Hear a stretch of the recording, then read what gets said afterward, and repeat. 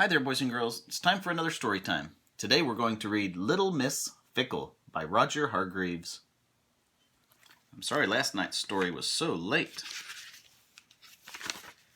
Would you like me to tell you a story? If you were Little Miss Fickle, you'd say yes. And then you'd say no. And then you'd say yes again. She was one of those people who just could not make up their minds, ever, about anything.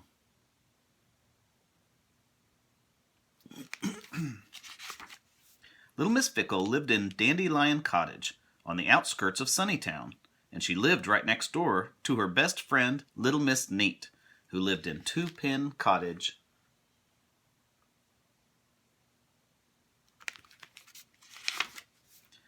One Monday, Little Miss Neat and Little Miss Fickle went out to lunch in Sunnytown. "I'll have the soup to start with," said Little Miss Neat to the waiter as she looked at the menu, "followed by the fish." "So will I," said Little Miss Fickle.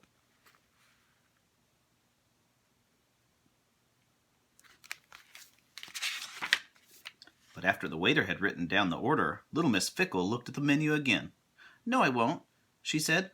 "I'll have the salad, followed by the meat." The waiter crossed out the first order and wrote down the second. "On the other hand," continued Little Miss Fickle, "I won't have anything to start, and then I'll have the eggs." The waiter sighed. She keeps changing her order. An hour later, when the waiter had worn out 3 pencils and 4 order pads, Little Miss Fickle finally decided to have the soup followed by the fish. The waiter brought the soup, and Little Miss Fickle looked at it. "I'm not hungry," she said. It was at that moment that the waiter decided he was going to be a bus conductor instead of a waiter.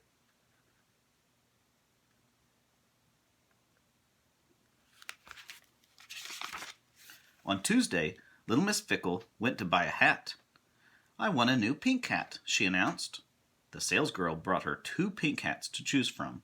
"I'll have this one," said Little Miss Fickle, after she had tried them both on. "Certainly, madam," replied the salesgirl, and she put the hat in the box.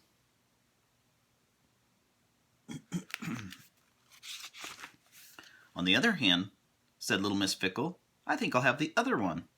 The salesgirl took the first hat out of the hat box and put the second hat into the hat box. "But," continued Little Miss Fickle, "I think the first hat suited me better, don't you?" The salesgirl didn't say anything as she took the second hat out of the hat box and put the first hat back into the hat box, and she handed the hat box to Little Miss Fickle.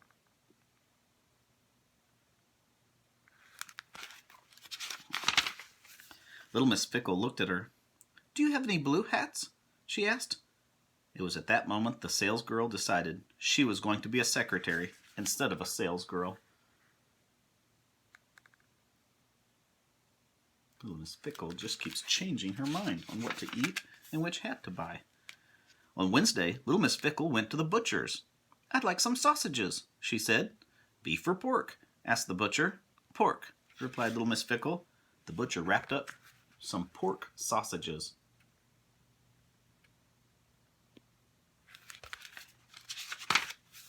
"But beef would be nice," said Little Miss Fickle. The butcher unwrapped the pork sausages and wrapped up some beef sausages. "On the other hand," continued Little Miss Fickle, "pork chops would be better." It was at that moment that the butcher decided he needed a holiday. Needs a vacation.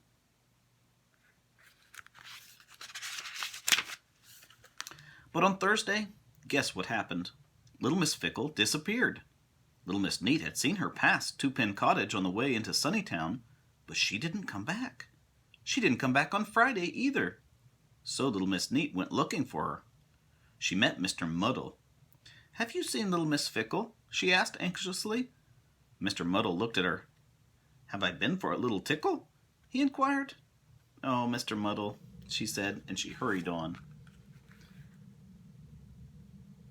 Remember, Mr. Muddle always messes everything up, especially when he tries to talk. Then she met Mr. Forgetful. "Have you seen Little Miss Fickle?" she asked him. Mr. Forgetful, he thought for a moment. Well, she said, have you? Have I what? He asked. Oh, Mr. Forgetful, she said, and she hurried on. But she could not find little Miss Fickle. Excuse me, but could she find little Miss Fickle? No, she could not. Nobody had seen her. Remember, Mr. Forgetful forgets everything. Even when you ask him a question, he forgets what you ask. The Sunnytown Public Lending Library has 19,999 books. On Saturday afternoon, that's today, little Miss Fickle reached up and took one of them down from a shelf. I'll take this one, she thought to herself. On the other hand, she thought to herself, looking at the book next to it on the shelf, perhaps I'll take this one.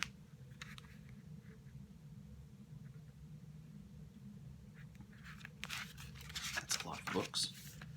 She placed the first book back on the shelf and then took down the other one. It was the 19,999th book that she had chosen. She'd been in the library for 3 days choosing a book. 3 whole days choosing one book. She went home carrying it.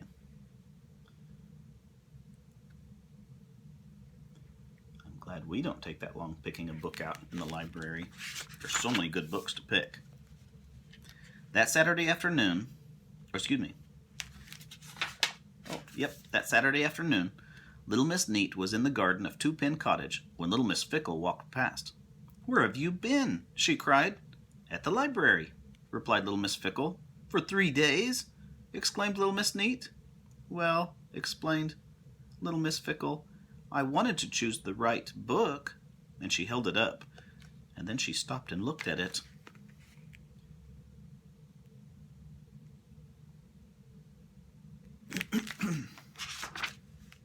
Oh, phooey, she said. I've read it. She's already read that book. Little Miss Fickle. I hope you enjoyed our story time today. Try not to take too long deciding things. See you tomorrow. Bye-bye.